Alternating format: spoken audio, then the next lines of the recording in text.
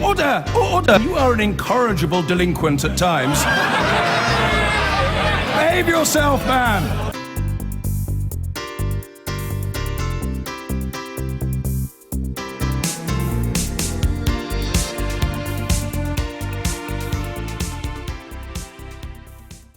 It was the beginning of what turned out to be Britain's hottest day of the year, and soldiers seeking to become infantry sergeants were training on the Brecon beacons.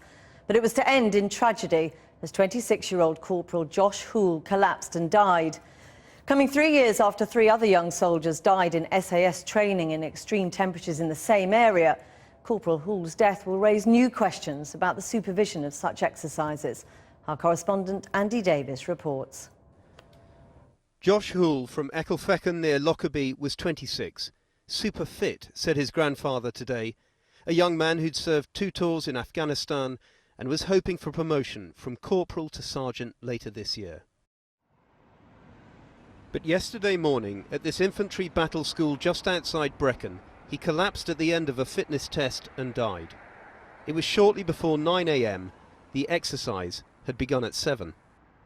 It was a standard combat fitness test, we've been told. Each soldier had an assault rifle and a backpack and had to cover 8 miles on roads around Brecon. They had to do so in a time between 1 hour 50 minutes and 2 hours. No slower, no quicker.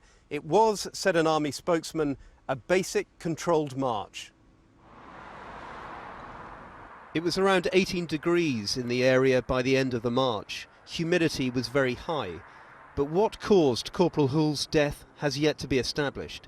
Investigations continue while the 26-year-old's family are left reeling at what the police have described as his sudden death. This was Josh Hoole's grandfather today recalling the last time he'd seen him come in from a training run. Just before he went away around a 12-mile run, and he came back in sweating, and he was super fit. So, I mean, he died doing the job that he loved.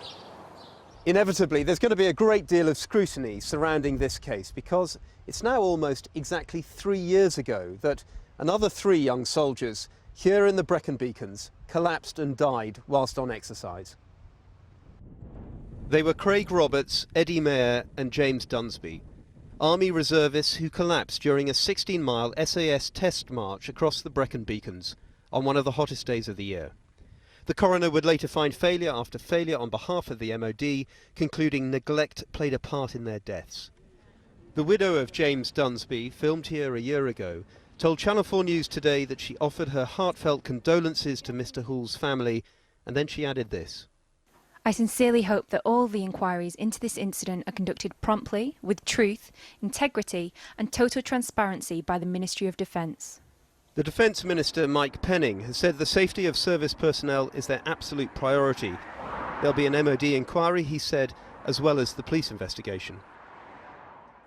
Josh Hoole, who served with the Rifles Regiment, was due to get married later this year.